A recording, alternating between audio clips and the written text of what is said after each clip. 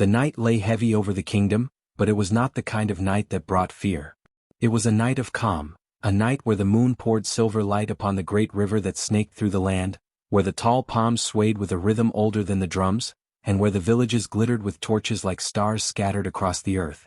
The kingdom was alive even in silence, its prosperity showing in the laughter that still lingered in the air from the evening's market, in the smell of roasted maize and spiced meats that drifted faintly from huts, and in the proud walls of the palace that gleamed like ivory under the sky. Travelers spoke of this land as a jewel among nations, a place where trade routes converged, where warriors returned victorious, and where the soil itself seemed to yield abundance without struggle. But prosperity did not only live in the wealth of crops or the strength of soldiers. It lived in the stories whispered from village to village, in the hope that the kingdom would not only endure but rise higher than ever. And at the heart of these whispers was a name, the name of a young woman whose destiny was bound to the throne itself.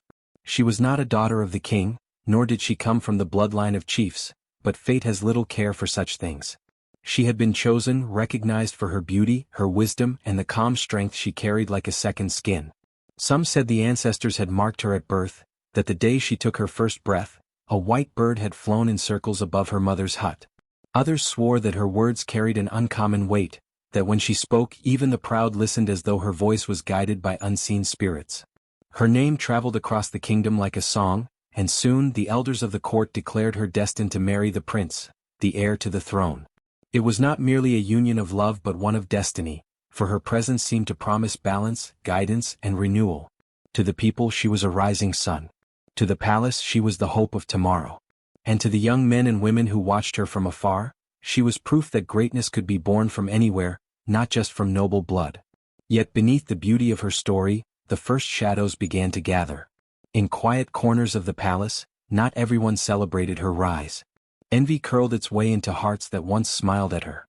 Some saw her as an intruder, a girl from ordinary soil daring to stand where they believed only they belonged. For every blessing she received, a bitter thought bloomed in another. Her laughter, once shared freely, now stirred resentment in those who could not match her grace. And while the kingdom slept under its silent night, the seeds of betrayal had already been planted, their roots slowly drinking the darkness, preparing for the day they would rise against her. Jealousy is often silent at first, creeping like smoke beneath a closed door, and in the palace it crept quietly until it filled the hearts of those who felt overshadowed. Among the women of the court, there were those who had long imagined themselves as the prince's bride, women of noble birth who had been raised with the assurance that their beauty, lineage, or father's influence would carry them to the throne. They had worn jewels at every feast, rehearsed smiles before mirrors, and carried themselves with a practiced elegance meant to dazzle. Yet all their careful preparation meant nothing once the elders announced the chosen bride. The young woman, simple in origin but radiant in spirit, had stolen from them what they believed was theirs by right. At first, their resentment was hidden behind polite laughter and painted eyes. They praised her in public, kissed her cheeks, and called her sister. But in the privacy of their chambers, their words turned to venom. "How can she, a girl from the outer villages, take what belongs to us?" one hissed. "The throne is not for peasants," another sneered, her fingers clenching so tightly around her bracelets that they left marks on her skin. Some were sisters of the prince, protective and proud, unwilling to accept that their brother's bride would not come from royal blood. Others were step-kin and rivals who had long vied for influence in the court.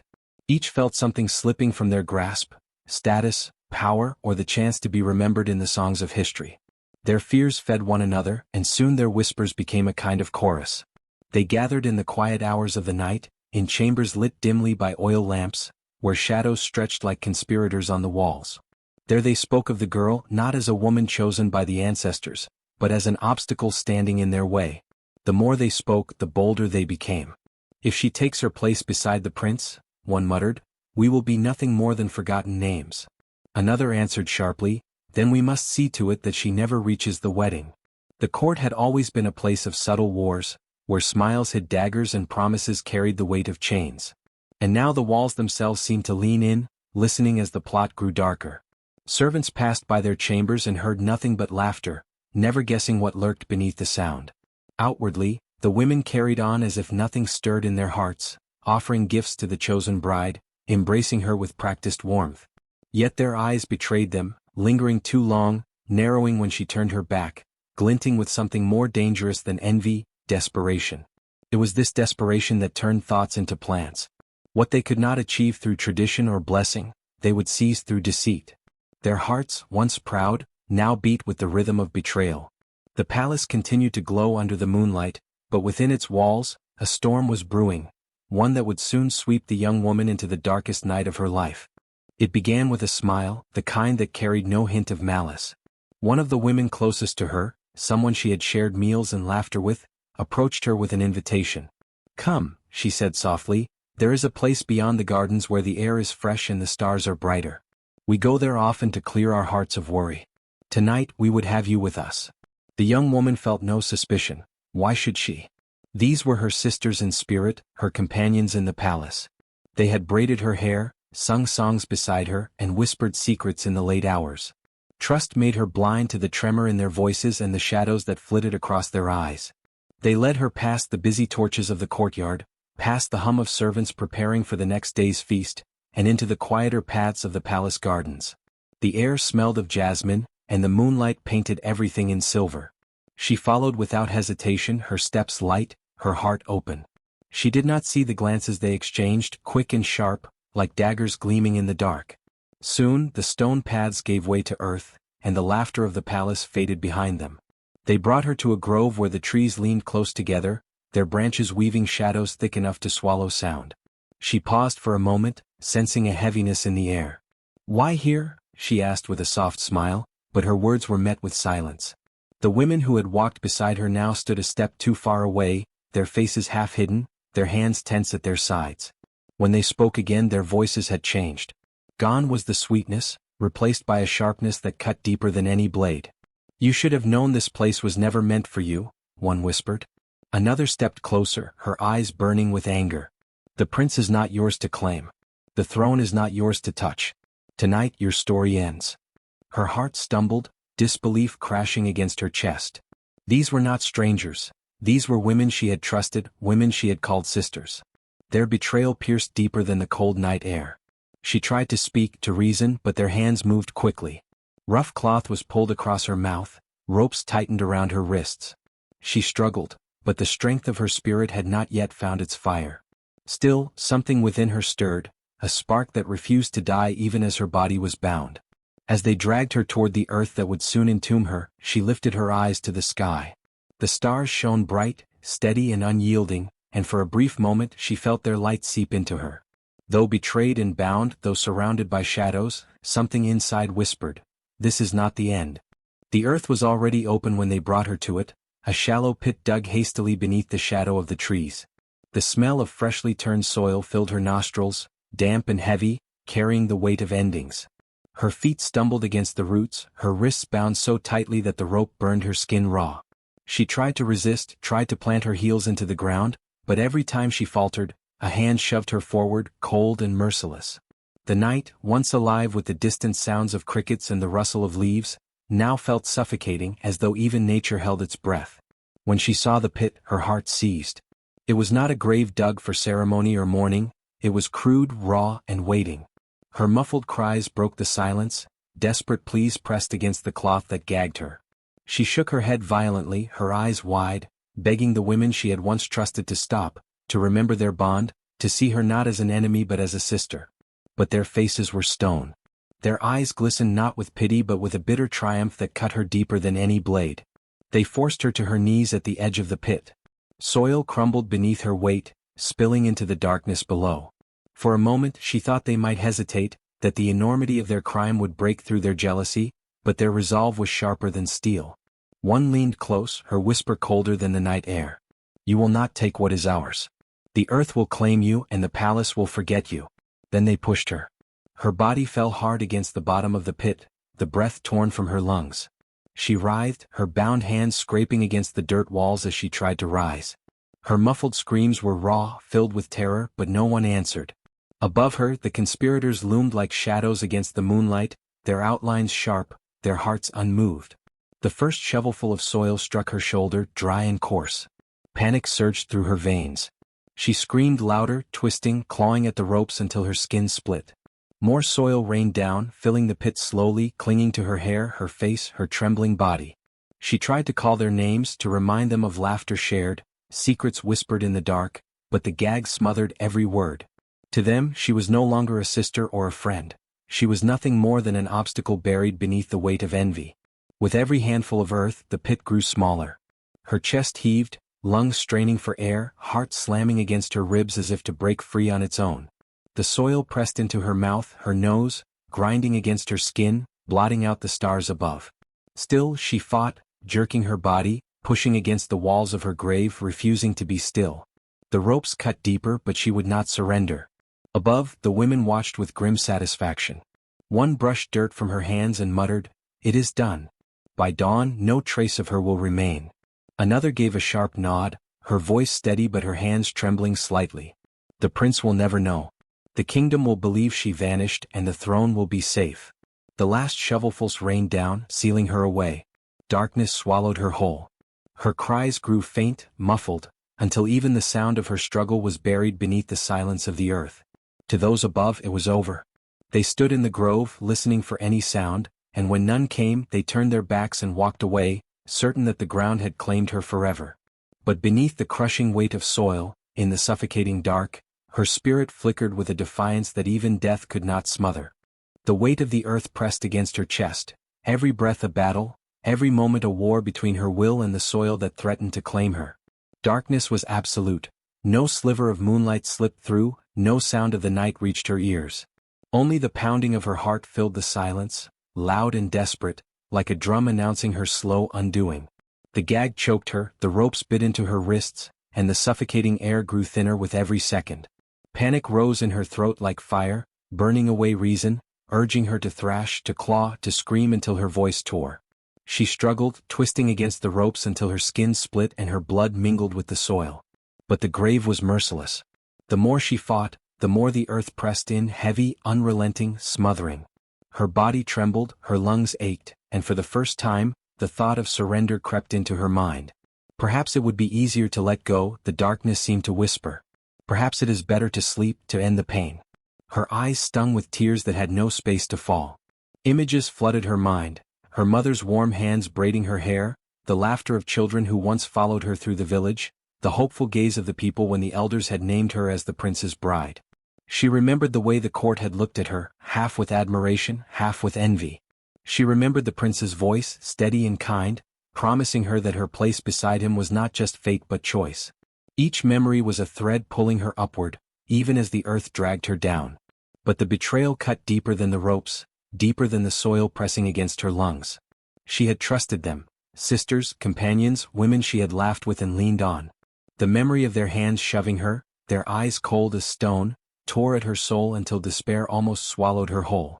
If those closest to her could turn, what hope was left? Her body sagged, exhaustion wrapping around her like another layer of earth. Her breaths came shallow, each one shorter than the last. For a heartbeat, she closed her eyes and allowed the thought to form fully, perhaps this is how my story ends. Yet somewhere in the suffocating dark, a faint pulse of defiance lingered, quiet but alive, refusing to be buried completely. At the edge of consciousness, when her body could fight no longer and her lungs burned with the weight of soil pressing against them, the silence shifted. At first, it was faint, like the murmur of wind through reeds, soft and almost imagined. Then it grew clearer, layered with tones that did not belong to the living. Voices, old as the earth itself, stirred in the darkness around her, weaving through her despair. "Child of the kingdom," one voice echoed, deep and resonant as if spoken from the roots of the trees above. "Do you not remember who you are?" Her heart jolted, fear warring with recognition. These were not the whispers of the women who betrayed her, nor the cruel laughter she had heard as they sealed her beneath the ground. These voices carried weight, a sacred cadence that stirred her blood. She forced her eyes open though there was nothing to see, only blackness. Still, in that blackness, images flared. She saw the faces of her ancestors, warriors whose spears had defended the kingdom, queens whose wisdom had guided their people, mothers whose songs had carried generations forward.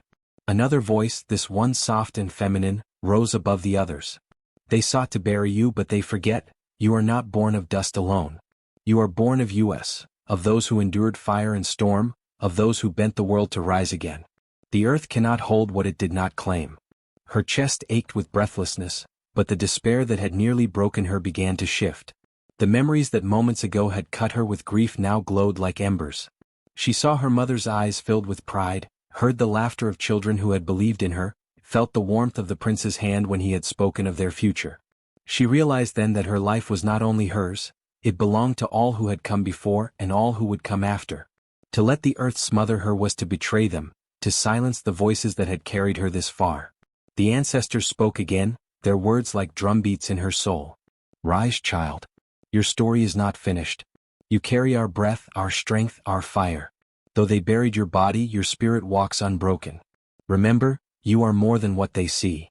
Tears welled in her eyes, but they were no longer born of hopelessness.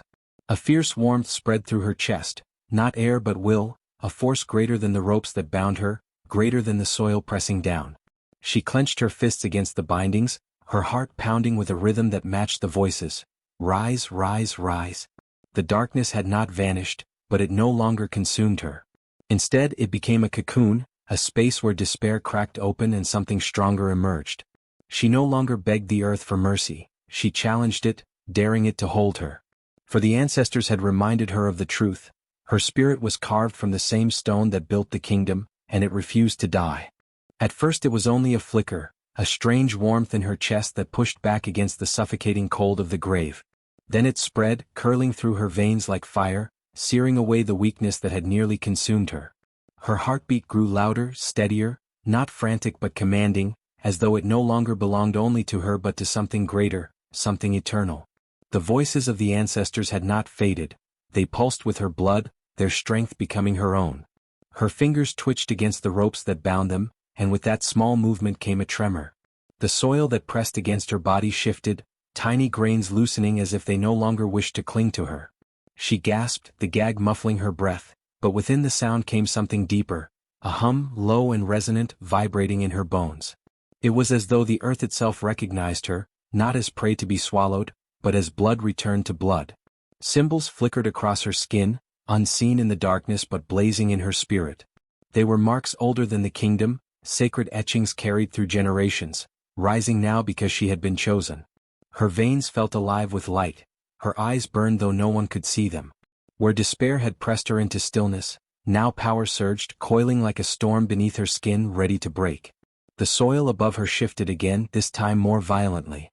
Tiny rivulets of dirt trickled down, dusting her face, as though the grave itself trembled in fear of the life it had tried to claim.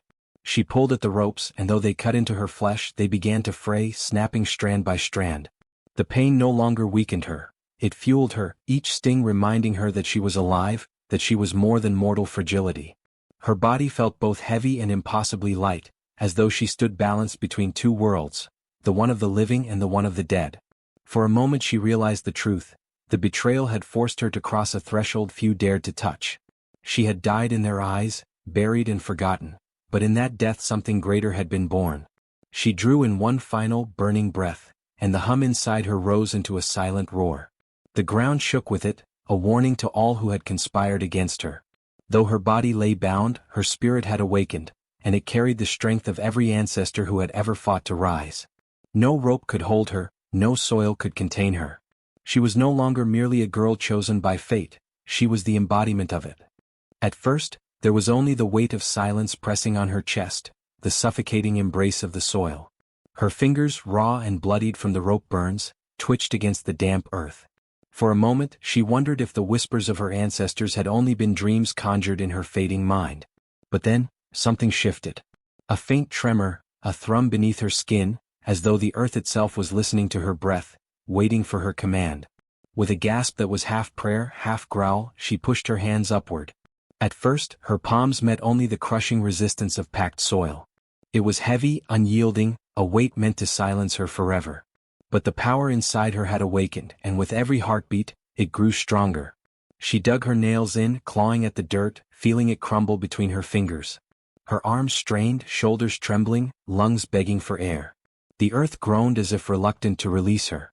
The roots above, woven tight like prison bars, scraped her skin as she forced her way upward. Her breaths came in ragged bursts, sharp and desperate. She tore at the grave with a fury that did not belong to someone who should have been defeated. Dirt filled her mouth, dust coated her eyes, but still she clawed on. She was no longer a woman buried in betrayal, she was becoming something else.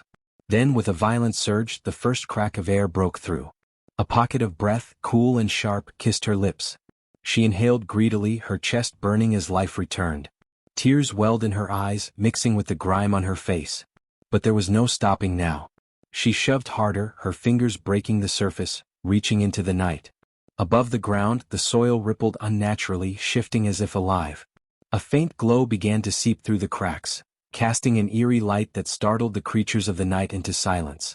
The ground shook with each of her pushes, as though the earth itself feared her resurrection. And then she broke through. Her head burst from the grave, hair tangled and matted with dirt, eyes blazing with an otherworldly fire.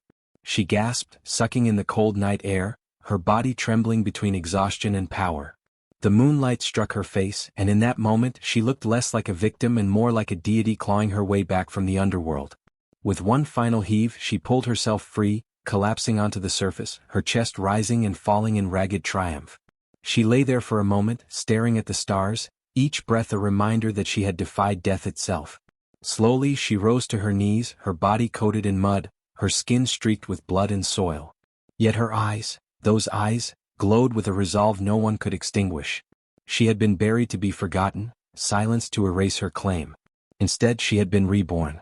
A storm brewed in her chest, and as she stood under the moonlight, she knew, the palace that had betrayed her would soon tremble beneath her feet. The night wrapped around her like a cloak, yet she moved through it as if it parted for her steps. Each footprint left a faint shimmer in the soil, as though the earth itself bore witness to her return. Her body still ached from the grave, but with every stride her strength grew. The whispers of her ancestors hummed within her veins, guiding her, steadying her. She did not rush. She did not stumble. She walked with the calm certainty of one who had defeated death. The first to see her were the herders returning late from the fields. They froze, their baskets slipping from their hands as they watched her figure emerge from the darkness.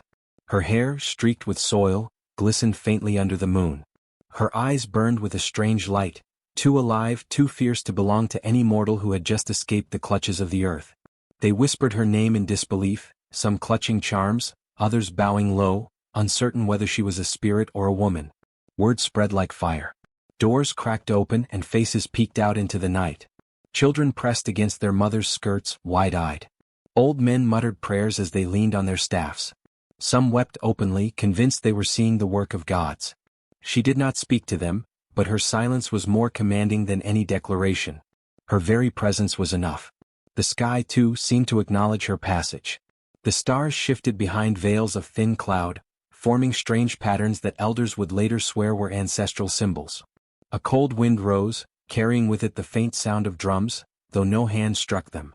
The moon glowed brighter, casting her shadow long across the village path, a shadow that stretched like that of a queen reclaiming her throne. As she walked, no one dared to follow, yet no one could turn away.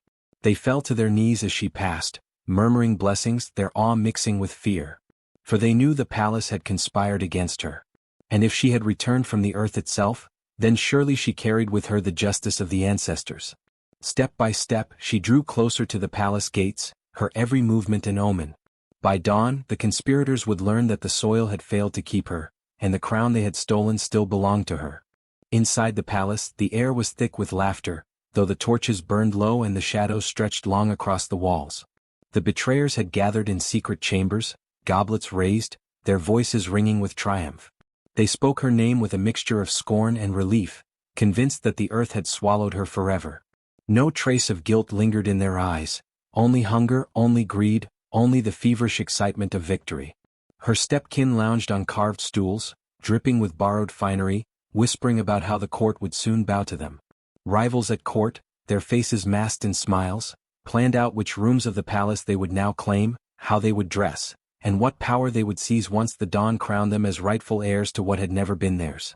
They poured wine and feasted, the sweetness of roasted meat clinging to the air, covering the stench of betrayal. They imagined her gone, silenced, erased from destiny, her beauty, her spirit, her claim to greatness smothered beneath the soil. One, bolder than the rest, raised a toast to her memory, their laughter spilling over like poison. "Let the earth keep her," they jeered. "For the palace has no place for the weak." Their words clanged like metal against the marble halls, careless and cruel. But outside the chamber walls, the palace itself seemed restless. The wind slipped through the narrow windows, carrying with it a chill that extinguished one torch after another. Shadows deepened in the corners, stretching like claws along the stone floors. The silence between bursts of laughter grew heavier, thick with something none of them noticed. Even the guards at the gates shifted uneasily, glancing out into the night as though they sensed that something unseen was moving closer. In the royal courtyard, the fountains gurgled slower, the water reflecting the uneasy glow of the moon. Statues of kings and queens past seemed to lean forward in judgment, their stone eyes watching as the halls filled with false airs. The palace, though draped in music and wine, carried an undercurrent of unease, a silence before storm, the moment when the air itself holds its breath. The conspirators were blind to it. They spun in circles of celebration, eager for dawn to break, for drums to beat, for courtiers to bow. They rehearsed their smiles and sharpened their lies, each one determined to outshine the other once the crown was in reach. Their arrogance painted the night thick, and their laughter rang hollow against walls that had heard centuries of truth and betrayal alike. But the palace knew. The ancestors knew. And beyond the gates, beyond the sleeping courtyards and shuttered rooms, she walked steadily closer. Before the first light of dawn touched the palace roof, their feasting would turn to silence, their laughter to screams. For the one they buried was not gone, and her steps through the night carried the weight of the earth itself. The first streaks of dawn had barely touched the sky when the palace gates groaned open, not by command, but as though some unseen force compelled them. The guards stationed there stiffened, their hands flying to their spears. At first they thought the pale light had conjured an illusion, a trick of sleepless eyes. But as the figure stepped into view, their blood ran cold. It was her. The one they had watched walk away days before, the one they had heard was gone forever. Soil still clung to her hair and robes, yet she walked with the steadiness of a queen, her eyes burning like twin embers against the fading night. The earth had tried to claim her, but she had emerged not broken, not frail, but alive, commanding, and terrifyingly transformed. One guard staggered back, his spear slipping from his trembling hand and clattering to the stone. Another fell to his knees, whispering a prayer under his breath. "No, it cannot be," he muttered, his voice cracking. Yet there she was, her gaze cutting through them, making cowards of men who had sworn to defend the gates with their lives. Servants carrying water jars in the courtyard froze mid-step. A young girl gasped so loudly it echoed against the palace walls, and her jar crashed to the ground, shattering into fragments at the woman's feet. No one moved to clean it. No one dared. Their eyes were fixed only on her, wide and unbelieving. Then came the whispers, rising first as a murmur, then as a tremor that spread from servant to guard, from guard to noble. "She has returned," they breathed. "She has returned." The words burned through the palace like fire on dry grass, leaping from mouth to mouth, faster than drums could beat. Courtiers stirred from their chambers, rushing into the halls with disbelief etched on their faces. Her steps were measured, deliberate. Each one echoed like thunder in the hearts of those who had betrayed her. She did not need to speak. Her presence alone carried the weight of accusation, of judgment, of destiny. The palace that had celebrated her downfall hours earlier now trembled under the truth of her return. The horizon flamed with the first light of sun, gilding her figure as though even the heavens wished to declare her triumph. No veil, no lie, no treachery could erase her. The soil had not kept her. The grave had not silenced her. And now the palace itself bore witness to the impossible. She was alive. And she had come for what was hers. The great hall of the palace swelled with voices as dawn spilled its light across the polished stone. Servants, guards, nobles, everyone had gathered, drawn by the firestorm of whispers. All eyes turned toward the figure standing at the center of the chamber, soil still clinging to her skin like proof carved from the earth itself. Her presence silenced even the boldest tongues.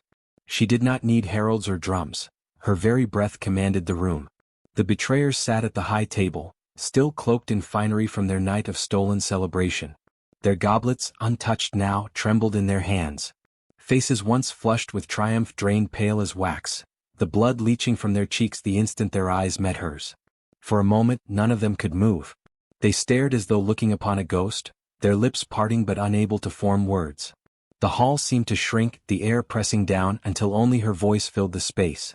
Steady, sharp, and unyielding, it carried through every corner. "You thought the earth would keep me. You bound my hands, you silenced my cries, and you buried me alive." Gasps rippled through the gathered crowd, guards stiffened, servants clasped their hands to their mouths, nobles exchanged frantic glances. She lifted her hand, scarred by rope burns, and let the light catch it. But the ancestors heard me. The soil itself rejected me. And here I stand, alive because truth cannot be buried. Her words cracked the fragile mask of the conspirators. One clutched at her chest as if the accusation were a blade. Another tried to rise to protest, but her knees buckled beneath her, forcing her back into her chair. Murmurs of shock and anger surged through the hall, voices rising in a storm. The crowd's eyes turned not toward her now, but toward the betrayers, demanding answers. They lied, a guard muttered bitterly, realization dawning. They lied to us all. They feared her destiny, said an elder courtier, his tone heavy with shame. The betrayers fumbled with words, stammering half-truths and excuses, their polished tongues unraveling in the face of the woman who had risen from death. Every denial collapsed under the weight of her gaze. Every excuse sounded hollow, every claim brittle. She did not shout. She did not need to. The evidence of her survival was enough, more damning than any witness. Stepping forward, she let her eyes sweep the hall, her voice lowering but growing sharper with every word. They sought to steal my place, to rob the kingdom of what was promised. They celebrated while I suffocated beneath the earth. They raised their cups to my death. The silence that followed was suffocating, broken only by the sound of someone's goblet falling and rolling across the stone. The crowd turned as one, their loyalty shifting, their outrage burning. The betrayers sat exposed, their lies shattered, their power unraveling in the light of dawn. And before them stood the one they had tried to destroy, alive, unbroken, and carrying the weight of justice in her very breath. The hall still echoed with her words when the air shifted. A sudden wind, sharp and unnatural, swept through the chamber though every window was closed. Torches flared violently, their flames bending toward the guilty as though the fire itself accused them. Murmurs spread like ripples in a pond, fear prickling along every spine. The betrayers clutched at their robes, trembling under a force they could not see but could not deny. Then came the sound, low at first like distant drums carried on the wind. The rhythm grew deep and relentless, until the very stones of the palace floor seemed to vibrate. Some fell to their knees, hands pressed to their ears, but the woman at the center stood still, unflinching. She knew this sound, it was the beat of the ancestors, the echo of spirits who had walked before her. A crack of thunder split the morning sky, though no storm had gathered above. The noise roared through the hall, shaking beams and rattling golden cups. Light flashed through narrow windows, illuminating the betrayers in stark brilliance. Their faces twisted in terror, for the signs were undeniable. They could no longer cling to lies. The ancestors themselves had risen to bear witness. The people began to chant in hushed, trembling tones, "Justice! Justice!" The word grew louder, picked up by servant and noble alike, until the hall thundered with it. Their voices carried the demand of generations, that betrayal be punished, that truth be honored. The conspirators shrank under the weight of it, their power crumbling, their borrowed crowns slipping. One tried to flee, but the wind surged, slamming the doors shut with such force the walls shuddered. Another fell to the ground, choking on words that would not come. They could not hide, they could not run. Their fate was no longer in their own hands. The woman lifted her face, her voice steady and strong. "The ancestors have spoken," she declared. "Their justice cannot be denied." And as her words echoed, the final whispers of the unseen spirits swept through the hall, sealing the betrayer's doom. None doubted now that the kingdom had witnessed judgment beyond mortal law. The hall became a place of reckoning.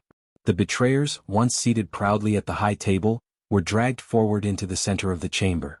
Their robes of silk clung awkwardly to trembling bodies, their jeweled adornments slipping to the ground like trinkets unworthy of the guilty. No crown, no garment, no lie could protect them now. Before the eyes of the people, their stolen power was stripped away piece by piece, until they stood bare, exposed in shame. The elders stepped forth, their voices heavy with judgment. "You conspired against blood and truth. You buried the chosen one in the earth, believing destiny could be stolen. For this, you will walk no longer among us as honored kin." The words struck like hammers, each syllable final, each decree echoing with the authority of the ancestors. Some were banished outright, cast beyond the kingdom's borders with nothing but the clothes on their backs. The people turned their faces from them, refusing even the comfort of farewell. Others met punishments beyond human hands. A sudden gust of wind swept through the hall, and one conspirator screamed as shadows wrapped around his form, dragging him into the darkness, leaving only silence behind. Another collapsed to the floor, writhing as markings of fire scorched across her skin, symbols of betrayal branded by unseen forces. When she rose, her voice was gone forever, her lies silenced by powers older than the kingdom itself. The crowd watched in awe and horror, their hearts pounding as justice unfolded before their eyes. Mothers held their children close, whispering lessons they would not forget. Betrayal of the innocent calls forth wrath. Truth will always rise. The kingdom would remember this day, not only for the punishments dealt but for the undeniable truth that no treachery, however deep, could bury destiny. When the last cry faded and the hall grew still, the people bowed their heads, not to the betrayers who were no more, but to the woman who had survived the grave. In her survival and in their downfall lay a lesson carved forever into the soul of the kingdom. Betrayal reaps only ruin, but truth and strength endure beyond death. The sun climbed higher, spilling gold across the palace roofs, painting the kingdom in brilliance. Where hours before treachery had feasted, now truth stood tall. The young woman, her body still bearing the scars of betrayal, was led to the throne by elders whose hands trembled with reverence. Each step she took up the dais felt heavier than stone yet lighter than air, as though every ancestor lifted her forward.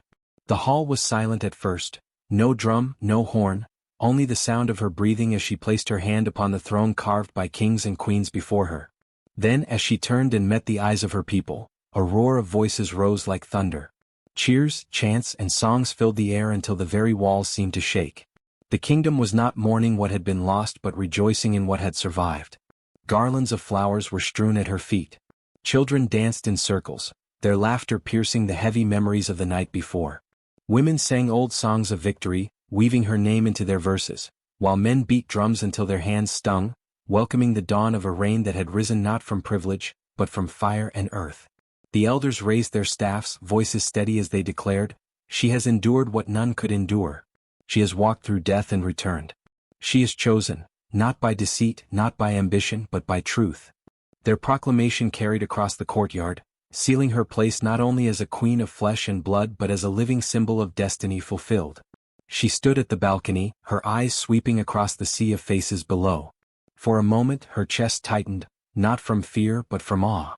These were her people, the ones she had been betrayed to protect, the ones whose faith in justice had been tested. Raising her hand she spoke, her voice firm yet tender, echoing into every heart, "They buried me thinking the earth would keep me. But truth is not so easily broken. As long as the ancestors breathe, as long as the sun rises, truth will always rise." The crowd erupted, their chants carrying her words like fire through the kingdom. Drums rolled, horns blared, and joy swept through the streets. In villages and fields, people repeated her story, their voices carrying it farther than any messenger could. Children would grow up reciting it as a tale of hope, a reminder that lies may bury but cannot erase. That night, as the first stars pricked the sky, the kingdom glowed not with torches but with unity. The scars of betrayal would take time to fade, yet under her reign the people knew a brighter dawn had begun. For she was living proof of the oldest truth: though buried, truth always rises.